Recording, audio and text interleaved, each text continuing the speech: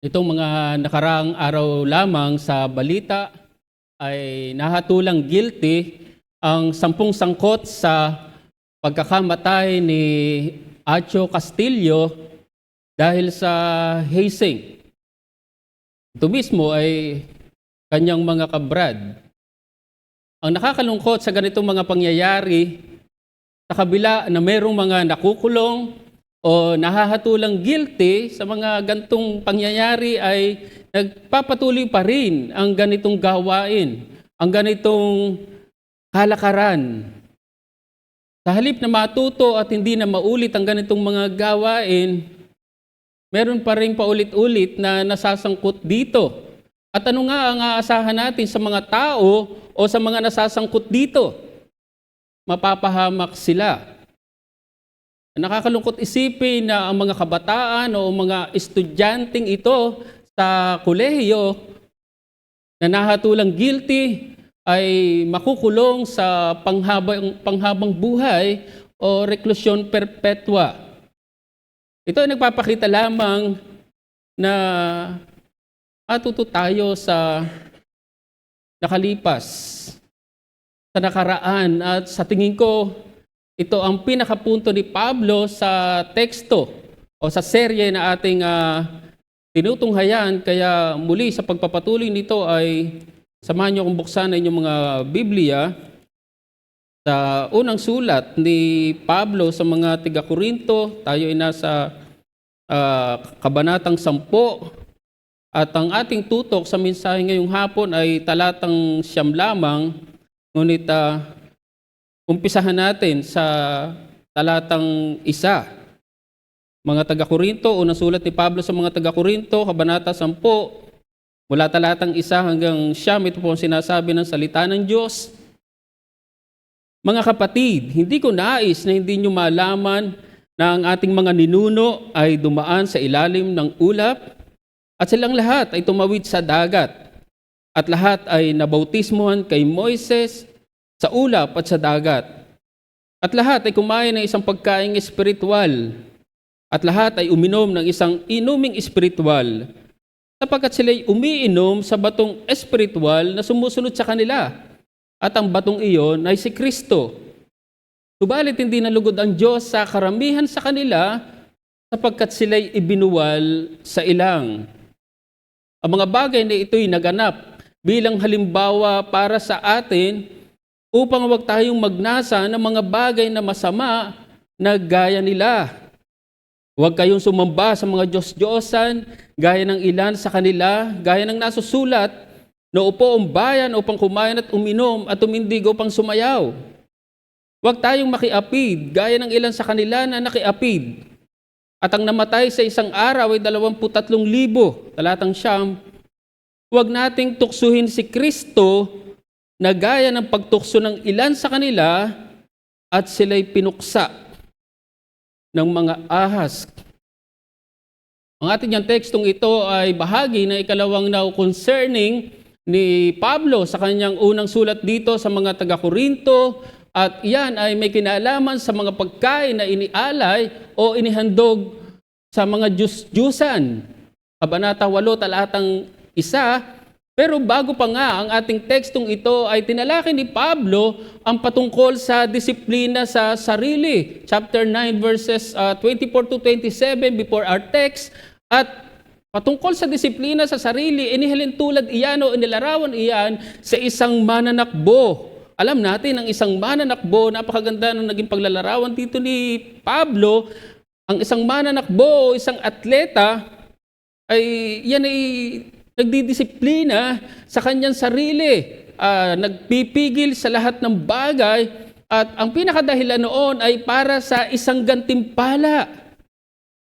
Pero higit yung gantimpala natin dito, parang gusto sabihin dito kung ganito yung disiplina ng isang atleta, partikular ng isang mananakbo, ay ganun ang kanyang ginagawa, ay parang gusto sabihin dito ni Pablo na dihamak na higit tayo. Higit tayong dapat na gumawa ng mga bagay para sa gantimpala na higit sa gantimpala ng isang inaasahan ng isang mananakbo. Kaya si Pablo man ay dinidisiplina o sinusupil ang sarili. At yun daw ay upang matapos siyang mangaral sa iba, marahil lalong mas mabigit sa kanya dahil sa isang mangangaral, pero ito ay malinaw na para sa lahat. Sa kanya ay siya mismo, para daw siya ay hindi itakwil, para siya hindi i-disqualify. Ngayon, pagdating sa ating teksto, ay tila gusto pa niyang paigtingin ni Pablo. Ang kanyang pagpapaalalang ito, sinabi niya dito ay ayaw niyang maging mga hindi alam o ignorante sa mga bagay na ito at sa pagkakataong ito ay sa karanasan ng mga Israelita sa sa kanila daw mga ninuno. Ayaw ni Pablo na sila'y parang hindi nila malaman, bagam alam nila, pero nadoon yung papaalala sa kanila, nagpapakita na napakahalaga ng bagay na ito at kaugnay sa kanilang mga ninunong ito ay ipinakita ni Pablo na sila ay tumanggap ng masasabi natin ng napakalaking pabor sa Diyos. Ay ipinakita yan, hindi yan ang pinaka-focus ng ating serye, pero sa mga unang talata ay pinakita dyan na sila ay nabautismohan kay Moises at yun ay sa pamamagitan ng ulap at sa dagat. Kumbaga, si Moises, leader, at itong mga Israelita ay sila'y nagpasya na sumunod kay Moises at napakagandang bagay na yon. Ipinakita din dyan na sila'y kumain ng isang pagkain espiritual sa pagpapatuloy ng kanilang paglalakbay. Ay kumain sila ng pagkain espiritual, gayon din ng isang inuming espiritual. At ang napakaganda nito ay in the way, sa pamamagitan mismo ni Kristo, sila'y uminom sa bato, yung bato daw sumusunod sa kanila. Grabe yung pribilehyo ng mga taong ito, sumusunod sa kanila yung bato na iniinuman nila, at yun nga daw batong yun ay si Kristo. Papapansin niyo yung pribilehyo ng mga taong ito, pero ang nakakagulat nga dito ay karamihan daw sa kanila ay hindi kinalugdan ng Diyos. Ang patunay niyan ay marami sa kanila ang nabuwal sa ilang at alam natin ang kanilang istorya. Si Caleb at si Joshua, yung second generation na lamang ang nakapasok sa lupang pangako. Ngayon ang sinasabi dito ni Pablo ay nangyari daw ang mga bagay na ito bilang halimbawa sa atin. At ang pinakalayunin niyon ay upang hindi daw tayo magnasa ng mga bagay na masama tulad nila. So mapapansin nyo na tayo man, ang mga tiga-Korinto man o tayo man sa ating panahon ngayon ay pwedeng magnasa ng mga bagay na kung saan ninasa ng mga Israelita noon, at nangyari yon para maging parang type. Hindi lang parang simpleng halimbawa nga, kundi parang isang uri na dapat nating tingnan para hindi mangyari sa atin ang nangyari sa kanila. At dito si Pablo ay para hindi magnasa ng mga bagay na ninasa nila, ay nagbigay si Pablo na tinitingnan niya sa nangyari sa mga Israelita na mga kasalanan. Sa katunayan ay 4 na kasalanan, at tinunghayan na nga natin ang dalawa dito, at ang unang dalawa dyan ay may kinalaman sa pagsamba sa mga Diyos-Diyosan at sa pakikiapid. At yung dalawang bagay na yan ay laging magkasama. Sinabi pagsamba sa Diyos-Diyosan, na doon yung pakikiapid. Pag sinabi pakikiapid, ay na doon yung pagsamba sa Diyos-Diyosan. At may mga talata, sa katunayan, marami sa New Testament na laging magkasama yung dalawang bagay na yan. Ngayon naman ay ating tutunghayan ng ikatlo dito, at ito ay may kinalaman sa patungkol sa pagiging mapanukso na atin. Kaya minsan pa ay ito yung aking simpleng mensahe, bilang pinaburan sa pamamagitan ni Kristo, huwag maging mapanukso. Bilang pinaburan. Ang mga Israelita, pinaburan sila, pero gano'n na nangyari sa kanila. Naging mapanukso sila. Kay Kristo mismo, hindi dapat ganyan ang mangyari sa atin. So bilang pinaburan sa pamamagitan ni Kristo, huwag maging mapanukso. Ang nakakagulat nga, parang hirap isipin, sa karanasan ng mga Israelita, sila ay privileged people, pero marami sa kanila hindi kinalugdan ng Diyos. Yan ay nagpapakita lamang sa atin na hindi tayo po pwedeng pakakampante sa pribilehiyo na meron tayo kay Kristo o sa katatayuan na meron tayo kay Kristo. Hindi natin ba itatanggi na tayo ay privileged dahil kay Kristo? Hindi mo marahil may ikukumpara ang iyong sarili sa iba. Higit kang pribilehiyo kumpara sa iba, pero hindi ibig sabihin na magpapa-easy-easy ka na lamang. Yung bagang parang wala ka nang gagawin, yung bagang parang kahit magpakalublob ka sa kasalanan ay okay lang. Hindi po pwede ang ganon. At ito ang gustong ipaalala ni Pablo sa mga taga-Korinto. Gustong ipakita dito na bagaman sila ay nabautismohan kay Kristo, ganyan ang mga taga-Korinto, nabautismohan kay Kristo, at ngayon ay nakikibahagi sa banal na hapunan, di ba pribilehiyo yun? Miyembro sila ng iglesia. Ganyan din tayo.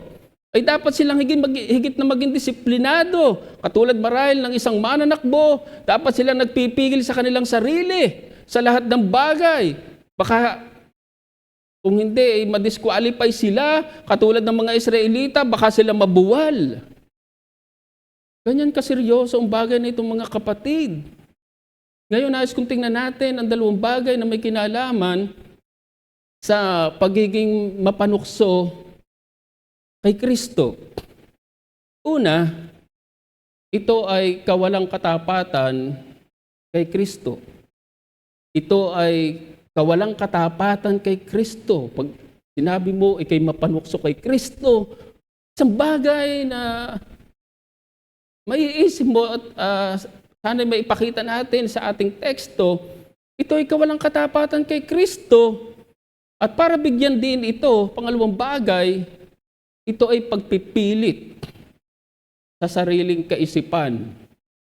Ito ay pagpipilit sa sariling kaisipan. So unang bagay, ito ay kawalang katapatan kay Kristo.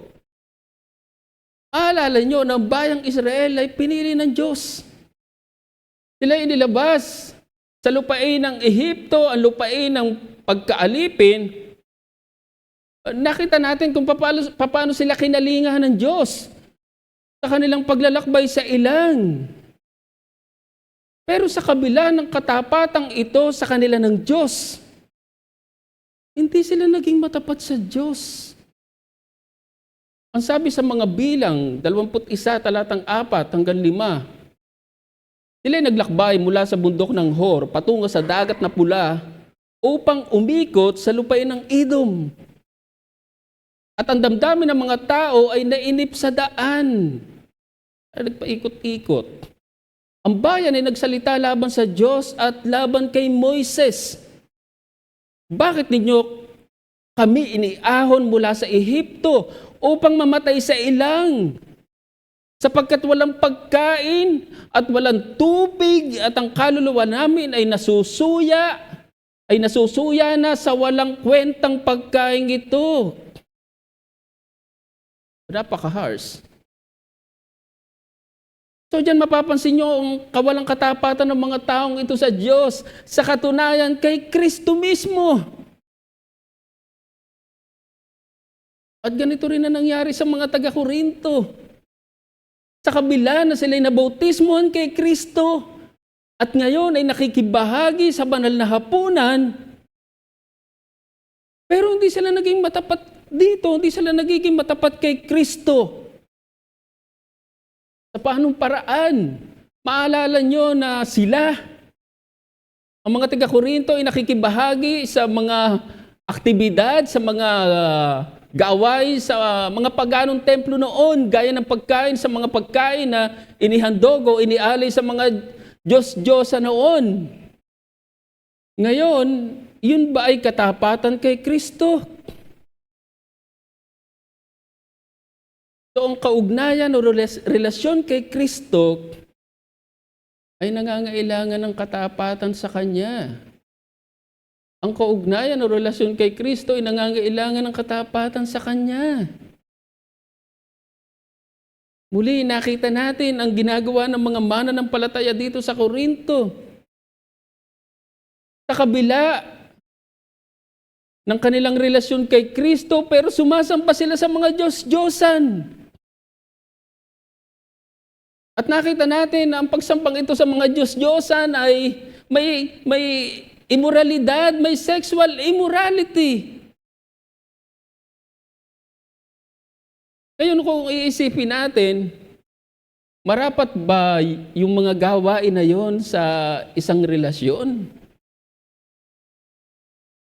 Ay, kahit pa sa relasyong pangtao, hindi marapat yun.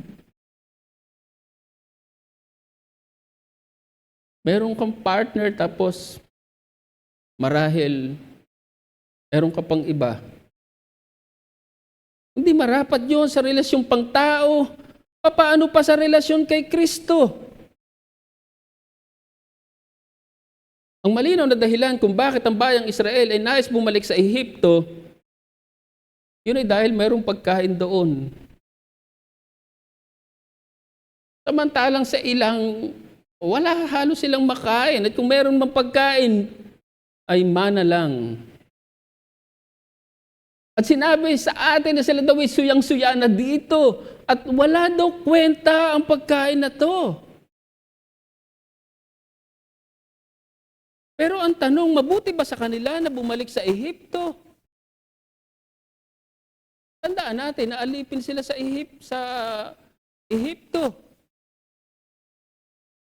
Pero hindi ito nakita o naunawaan ng mga Israelita. Ang mahalaga sa kanila ay pagkain. At ito rin ang naging problema ng mga taga-Korinto. Aalala nyo ng mga taga-Korinto, mananampalataya sa Korinto ay muli ay kumakain ng mga pagkain na inialay sa mga Diyos-Diyosan noon, tinatawag na cultic meals. At yun ay sa pag-aakala na okay lang yun. Pero hindi nila alam ay makakasama sa kanila yon. At kung minsan meron tayong ganyang kaisipan, meron tayong ganyang pagtingin. Kung minsan meron tayong pagtingin na yung isang bagay ay makabubuti sa atin, pero sa katotohanan ay makakasama sa atin. Ganyan tayo tumingin eh. Pansinin niyo halimbawa sa pagsamba sa mga Diyos-Diyosan. Bagaman nga marahil hindi ka sumasamba sa mga imahe, pero pwede kang magkaroon ng ibang mga Diyos-Diyosan sa iyong puso. Anong isang marahil prominenteng halimbawa na pwede natin gamitin? Kayamanan. May mga nagamit na tayo dati, pero doon na lang tayo halimbawa sa kayamanan. Ngayon kapag ang sino man ay naging Diyos-Diyosan na ang kayamanan, hindi ba ito makakasama sa kanya? Yun na yung parang ginodiyos mo. Yun na yung mahalaga sa iyo, yun na yung higit sa iyo. Ang sabi ng salita ng Diyos, ng Panginoong Hesus mismo, sa Mateo 6, talatang 24, wala daw makapaglilingkod sa dalawang Panginoon. Sapagkat kapopuotan niyang isa at iibigin ang ikalawa. O magiging tapat siya sa isa at hahamakin ang ikalawa. Hindi kayo makapaglilingkod sa Diyos at sa kayamanan. Ngayon ipipilit mo na okay lang na nagiging Diyos mo ang kayamanan. Pansinin nyo rin halimbawa sa pakikiapid o sexual immorality. Kailan ito naging mabuti sa atin? Marahil sa ating pagtingin, okay ang mga bagay na yon. Marahil kaaya-aya sa atin yon. Kailan naging mabuti yon? Nakikita natin ang epekto nito sa mga tao na nahuhulog dito. At kung minsan hindi ito naunawaan ng mga mananampalataya. Pansinin nyo rin halimbawa, yung pakikipagrelasyon sa hindi mananampalataya. Akala natin okay lang yun. Talagang mahal ko mahal ko talaga siya. Talagang parang hindi ako mabubuhay o parang hindi ako mag-aasawa kung di siya. Meron tayong ganong pagtingin, meron tayong ganong damdamin, pero sa katotohanan, makakasama yun sa atin.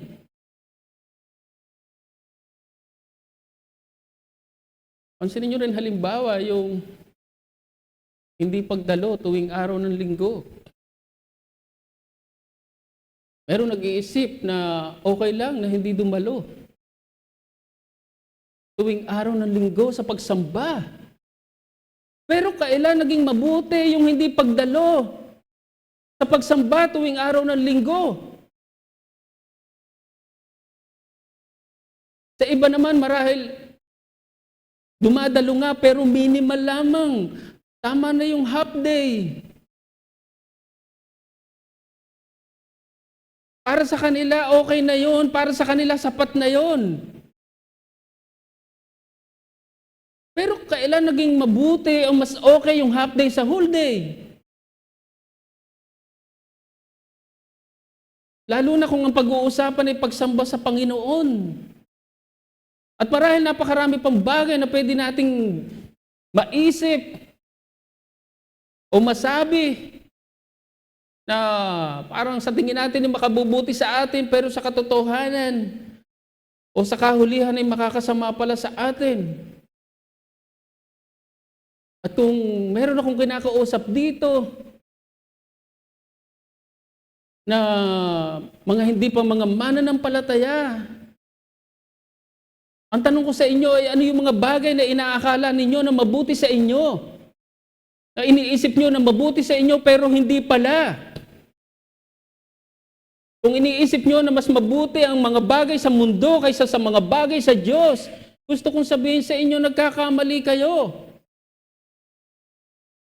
Ang sabi muli ng ating Panginoong Hesus mismo, Marcos 8, talatang 36, sapagkat ano nga ang mapapakinabang ng tao na makamta ng buong sanlibutan at mapahamak ang kanyang buhay.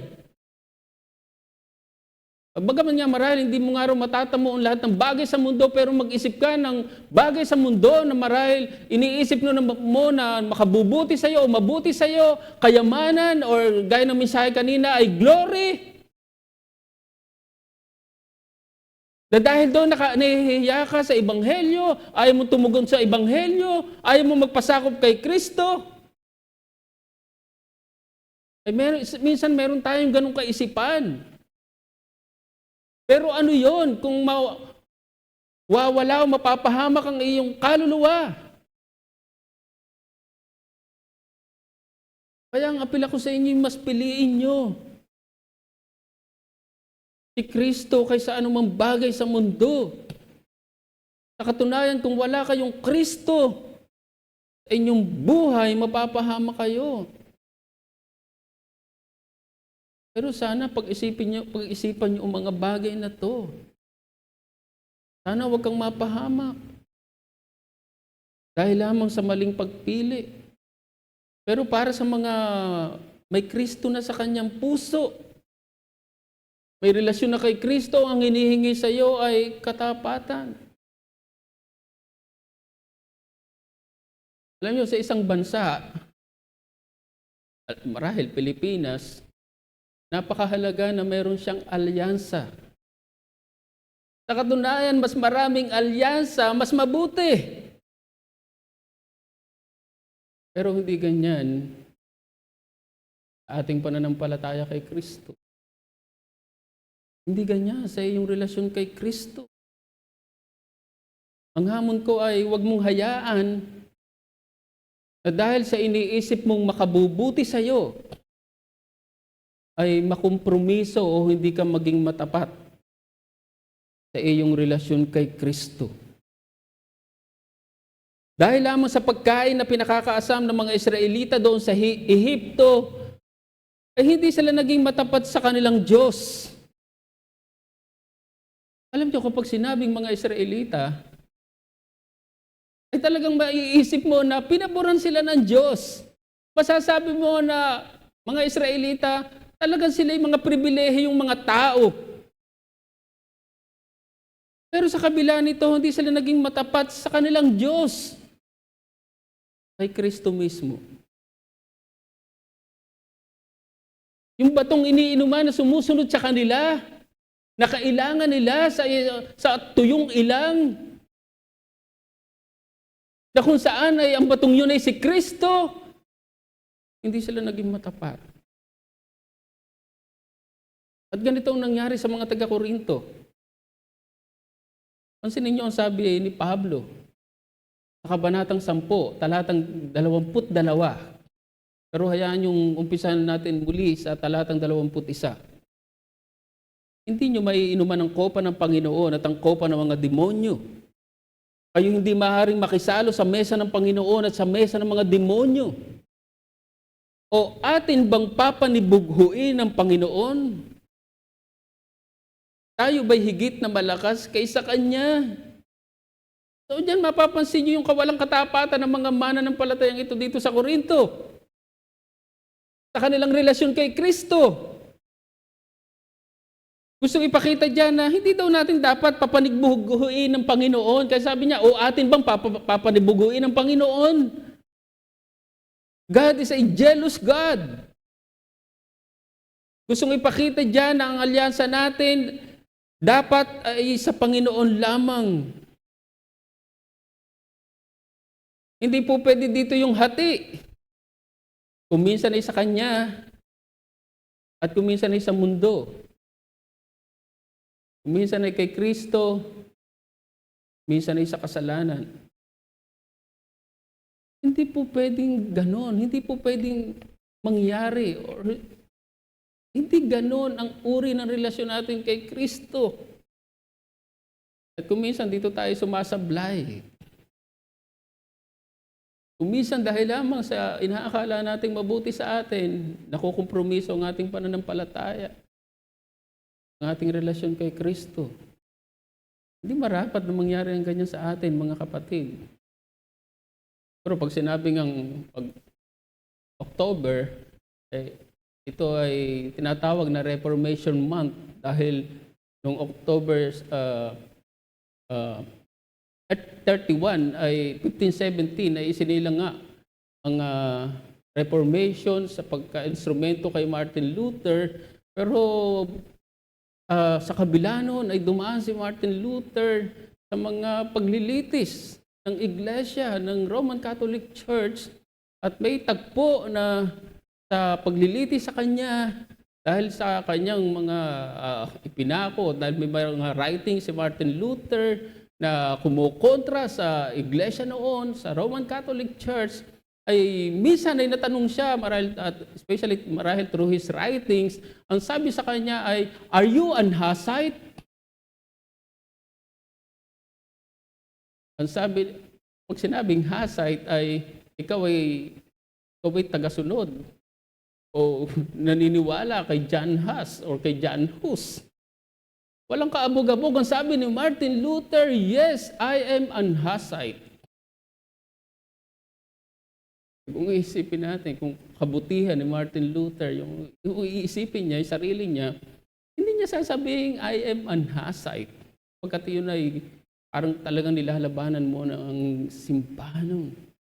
Pero makikita natin kung gaano tumayo at nanindigan, naging matapat si Martin Luther sa pananampalataya niya kay Kristo. Pangalawang bagay, para lamang bigyan ng diin ito, pag sinabing ikaw'y mapanukso kay Kristo, ito ay pagpipilit sa sariling kaisipan. Kaya ang problema nga na makikita natin sa mga Israelita ay yung pagpipilit nila na bumalik sa Ehipto. At yun ay dahil lamang sa pagkain na kanilang inaasam. Marahil doon may mga condiments. May bawang, may sibuyas, may isda, may karne, kumpleto. Pero hindi nila nalalaman na yun ay makakasama sa kanila. At ito rin ang nangyari sa mga taga-Korinto. Para sa kanila ay walang masama na kumain ng mga pagkain na inialay sa mga paganong templo noon. Mapapansin nyo, pagkain sa lumang tipan, pagkain sa bagong tipan, sa mga taga-Korinto. Pero Nagkakamali sila. So ang kaugnayan o relasyon kay Kristo ay nangangailangan ng pagpapasakop, hindi pagpipilit sa sariling kaisipan. Alam niyo, kung ang pinakakailangan lamang talaga ng mga Israelita ay pagkain, marahil hinayaan na sila ng Panginoon na bumalik sa Ehipto. Lalo pat ang tigas ng kanilang ulo. Wala na silang ginawa kundi ang magreklamo. Pero higit sa pagkain ang kailangan nila. At iyon ay ang may kinalaman sa kanilang kaluluwa.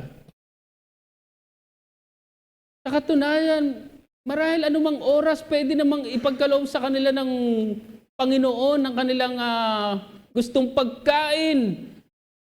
Ay maalala nyo na sila ay nag-crave sa karne, ay talagang dumagsang napakaraming pugo.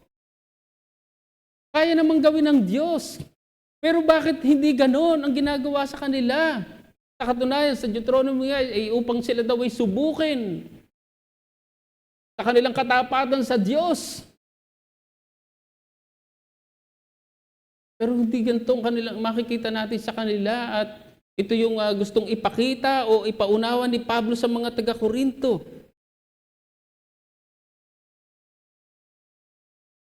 Na wag mong akalain o isipin na yung pagpipilit mo sa iyong sariling kaisipan, magpumilit ka na kainin yung inialay, inihandog sa mga Diyos-Diyosan. Wag mong ipilit sapagkat iyon ay makakasama sa iyo at kung minsan dito tayo nagkakamali. Alam natin na pagdating sa pagdidisiplina sa bata, alam natin na iyon ay makabubuti sa kanya. Kahit pa marahil palo. Pero mayroong iba na nag-iisip na hindi marapat disiplinahin ng bata, lalo na ng palo. Kaya nga, hindi maipasa-pasa ang batas sa atin na matagal na kaugnay dito. Pero nagkakamali sila sa kaisipan na masamang paluin ng bata o disiplinahin ng bata.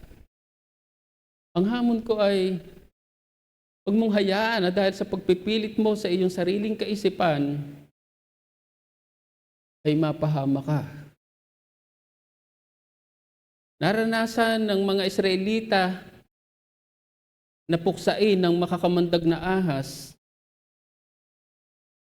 Yun ay dahil sa pagpipilit nila na bumalik sa Ehipto. Itutuloy natin ang chapter 21 ng Numbers, verse 4 and following. Narinig ng Panginoon ang kanilang mga pagrereklamo. Kasayang-suya sila sa pagkain na binibigay ng Diyos sa kanila bawat araw. Sila'y pinatuka ng Diyos sa mga makakamandag na ahas. Sa halip na umasa at magtiwala sila sa Diyos na nag-alis sa kanila sa lupain ng Ehipto, wala na silang ginawa kundi ang magreklamo. At ito nga yung ating tutunghayan sa kalooban ng Panginoon sa susunod na linggo. Ang kanilang pagreklamo ay hindi lamang kay Moises, kundi sa Diyos mismo. Kalooban ng Panginoon, sana ay mabigyan pa natin ng diin yan patungkol sa mensaheng yan, pagkakaugnay yan. At muli itong ayaw ni Pablo na mangyari sa mga taga-Korinto. Huwag silang magreklamo na hindi sila payagan ni Pablo na kumain ng mga pagkain inihandog sa mga Diyos-Diyosa noon. Ang mga taga-Korinto, meron silang ugali ng pagpipilit. Nakikipag-argue sila kay Pablo na parang okay lang. Parang immaterial na sila maki-join sa mga pagan feast noon. Hindi. Sa katunayan sa chapter 8, marahil sa'yo, okay lang na kumain ng karne. Hindi ka nakukonsensya, i-consider mo naman ang iyong brother. Yung weak brother.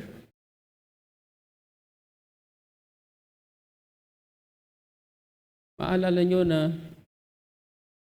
ito yung pagpipilit ng mga taga-Korinto kay Pablo at ipinapaliwanag ni Pablo na hindi marapat gano'n at kuminsan ay ganito ang ating nagiging ugali sa ating relasyon kay Kristo. Mga kapatid, ang pinag-uusapan dito ay kung ano yung ugali natin, nagiging conduct natin sa ating relasyon kay Kristo. Hindi po pwede na pairalin natin ang ating ugali kung ang pag-uusapan ay relasyon kay Kristo. Gustong ipakita dito na yung nagpapasakop sa pamamahala o pagkapanginoon ni Kristo ay napapabuti. Ngunit napapariwara ang mga mapagsuway, matigas ang ulo. Ang tanong ay, saan tayo sa dalawa? Alam nyo, merong mga grupo ng mga mananampalataya, mga professing Christians, na nag-isip o naniniwala na kahit sila'y maglumublob sa kasalanan, okay lang yun. Yan ang narinig natin kanina sa Sunday School. Ligtas pa rin ako. Mapupunta pa rin ako sa heaven. Alam niyo, masasabi ko lang sa mga taong ito, sila ay walang pagpapasakop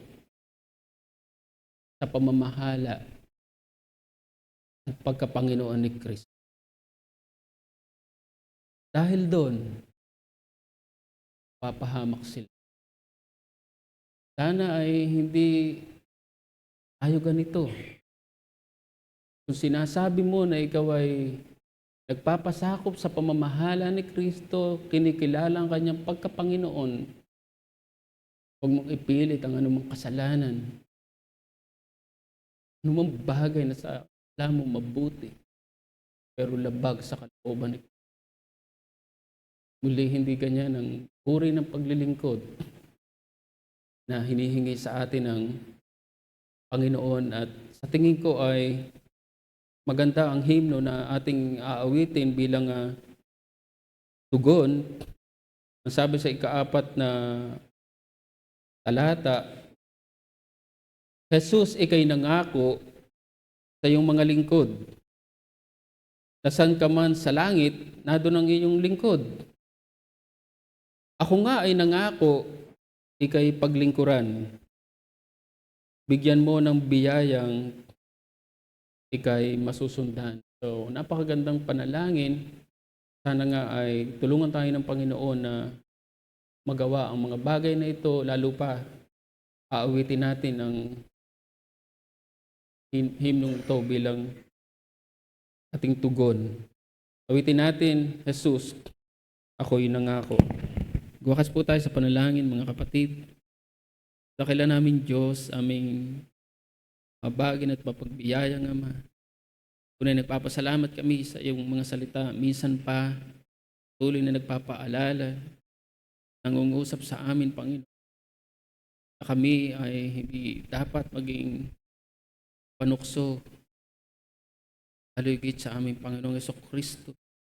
Nakita namin na nangyari sa mga Israelita sa ilang dahil sa kanilang tuloy na magrereklamo, sila'y pinuksa ng mga makakapag na dahil sa maling kaisipan, pagpipilit sa sarili,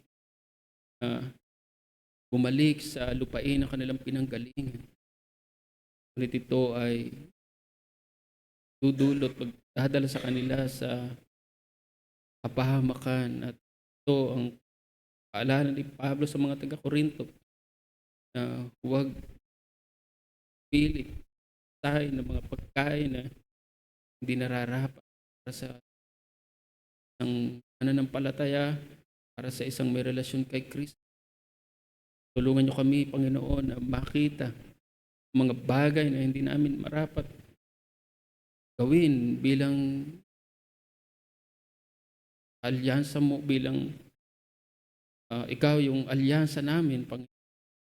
Nawa ay tulungan niyo kami sa mga bagay na ito. Tunay na kami mahina. Tunay na kailangan namin ng biyaya sa mga bagay na ito. Mahabag ka sa amin, Panginoon, aming pag-awit. Kami ay nangako na maglilingkod sa iyo. Tulungan niyo kami na maging tapat sa iyo, O Diyos. Maraming mga tukso sa paligid, maraming mga marahil pwedeng umagaw ng aming alyansa, ng aming puso sa iyo. Tulungan niyo kami na malayo sa mga bagay na ito. Salamat, Ama, sa iyong kabutihan, katapatan sa iyong igla. Kami patuloy na umaasa sa iyong habag sa bawat isa at mapagkarit kumilos sa mga lapas sa iyo. Kita nila ano ang mga bagay sa mundo kung kanilang mga kaluluwa ay mapapa. Salamat po sa oras na to. Tunay na pinupuri ka namin. Ito ang aming panalangin sa pangalan ng aming Panginoong Yesus. Amen.